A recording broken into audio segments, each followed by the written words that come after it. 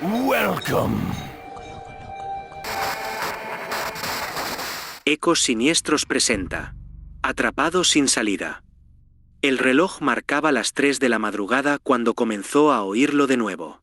Era un sonido sutil, apenas perceptible, como el roce de una brisa acariciando las hojas caídas en otoño, pero dentro de su propia casa. Se encontraba inmóvil, tendido en su cama, el corazón latiendo con una fuerza que amenazaba con hacer vibrar el colchón.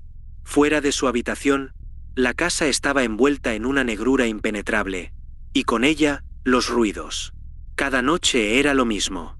Comenzaba con un crujido suave, como si alguien pisara la madera del pasillo con la cautela de no ser descubierto.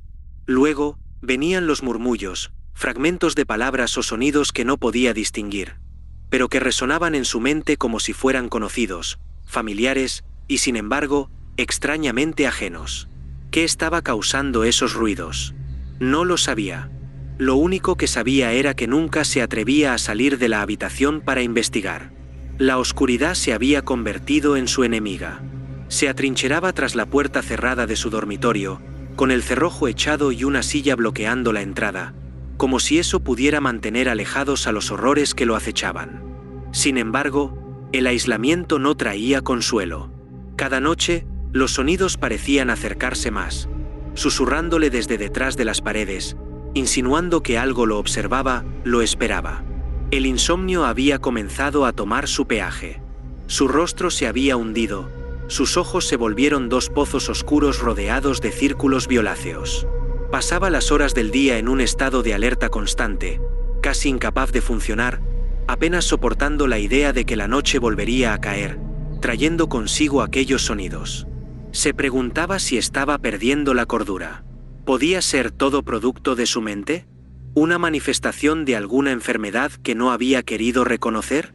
Pero cada vez que los pensamientos de autodiagnóstico se apoderaban de él, los ruidos regresaban, más insistentes, como para recordarle que aquello que lo perseguía no era simplemente una ilusión. Una noche, agotado hasta el punto de la desesperación, decidió que no podía seguir viviendo así.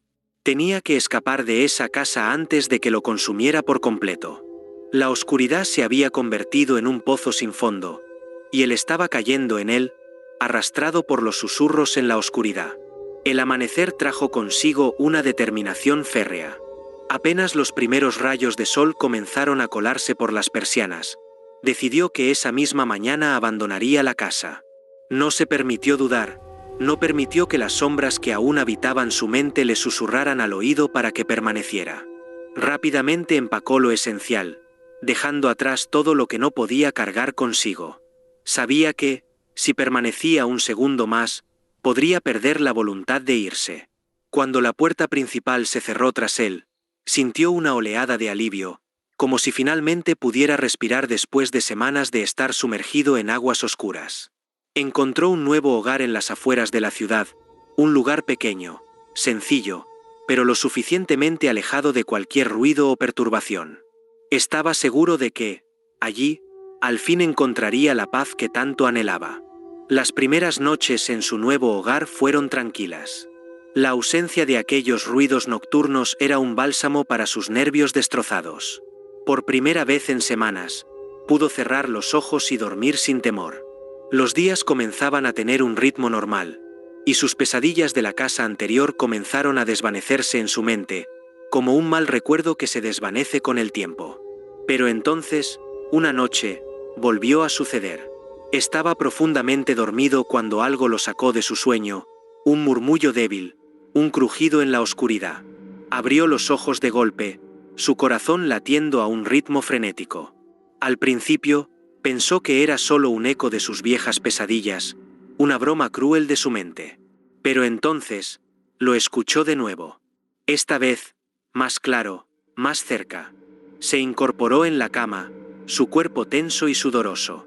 El sonido estaba allí, justo fuera de su habitación, tal y como había ocurrido en su antigua casa.